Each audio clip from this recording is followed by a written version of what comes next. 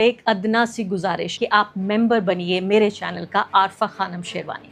अगर आप मेंबर बनते हैं, आपके समर्थन से आप मेरा हाथ मजबूत करेंगे, इतना मजबूत कि मैं सत्ता का कॉलर पकड़ के सवाल पूछ सकूंगी और जो हमारे समुदाय में हाशिए के जो तबके हैं उनकी आवाज़ उठा सकूंगी। आप यकीन जानिए, आपका एक छोटा सा सहयोग मेरे लिए इतना बड़ा होगा जिसके लिए आप अंदाजा भी नहीं लगा सकते। सांसें थमी हुई थी, सांसें थमी की थमी रह गईं क्योंकि ये बातचीत नाकाम हो गई। लेकिन मुझे लगता है इस वक्त एक व्यक्ति जो ठहाके मार के हंस रहा होगा, जश्न मना रहा होगा, शराब की बोतलें खोल रहा होगा, वो व्यक्ति होगा नेतन्याहू। भारत में भी जो गैस की जो कमी हो रही है सप्लाई, क्या वो बढ़ जाएगी? क्या ये संकट बढ़ जाएगा? पाकिस्तान खाना 1979 यानी 1979 के इस्लामिक रिवॉल्यूशन के बाद से ये पहली इतनी हाई लेवल मीटिंग हुई ईरान और अमेरिका के साथ। दोनों के डेलीगेशंस आमने सामने बैठे। लगभग 50 साल इस बात को गुजर चुके हैं इससे पहले जबकि इतना हाईएस्ट लेवल डेलीगेशन दोनों देशों का मिला हो, दोनों देशों के नेता।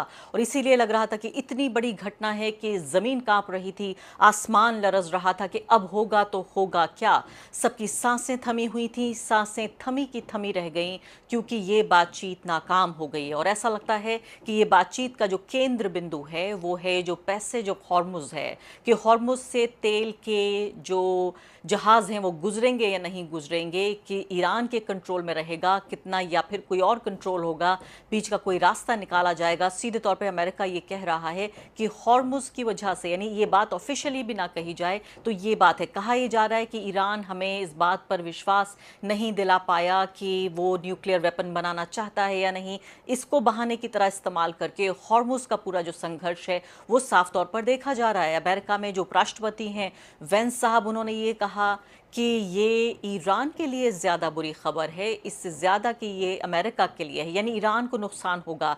इस पूरी बातचीत के नाकाम होने से अमेरिका को उतना नुकसान नहीं होगा। लेकिन मुझे लगता है इस वक्त एक व्यक्ति जो ठहाके मार के हंस रहा होगा, जश्न मना रहा होगा, शराब की बोतलें खोल रहा होगा, वो व्यक्ति होगा नेतन्याहू। जी हाँ, बेंजामिन नेतन्याहू, जो चाहते थे कि ये बातचीत नाकाम हो, जो चाहते थे कि ये जंग जितनी लंबी चल सके उतना बेहतर होगा।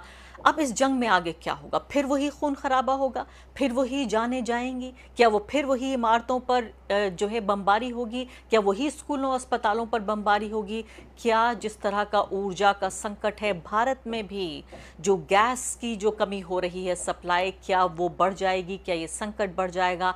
पाकिस्तान में क्या होगा? बाकी जगहों पर क्या होगा? बहुत सारे सवालों का एक पूरा, मैं कहूँगी, एक पिटारा इस वक्त मेरे सामने है, लेकिन जवाब नहीं है क्योंकि आधिकारिक जो बयानबाजी हो रही है वो ग्रैंड स्टैंडिंग जिसे अंग्रेजी में कहते हैं, कि सीना तान के सिर्फ नेता खड़े हुए हैं, सवाल सिर्फ सवाल हैं, जवाब नहीं मिल रहे हैं। इसी पर बातचीत करने के लिए मेरे साथ ईरान के कुम शहर से हमारे साथ जुड़ गए हैं मौलाना अब्बास जाफरी। मौलाना साहब, ये बहुत दुख की बात है, बिजनेस शिप करके उन लोगों ने वाटर में लेके आए थे और इन्हें लगा कि ईरान को ये चकमा दे देंगे, लेकिन ईरान की नेवी ने उनको घेर लिया, हत्ता अपनी मिसाइल्स को लॉक किया उनके ऊपर।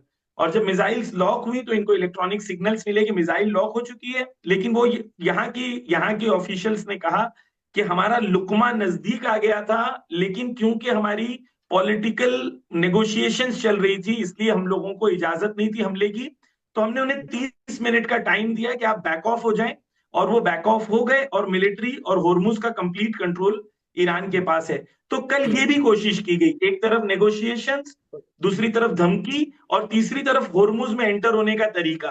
तो Iran is on high alert, Iran is on high alert and Iran knows कि हमारा किससे पाला पड़ा है। तो Iran is on high alert and Iran knows कि गुजारिश कि दुश्मन आप के साथ किस मेंबर तरीके बनिए मेरे चैनल का आरफा खानम शेरवानी।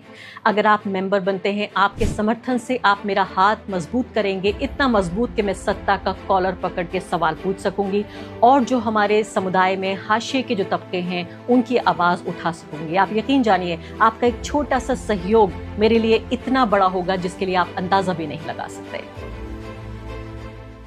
देखिए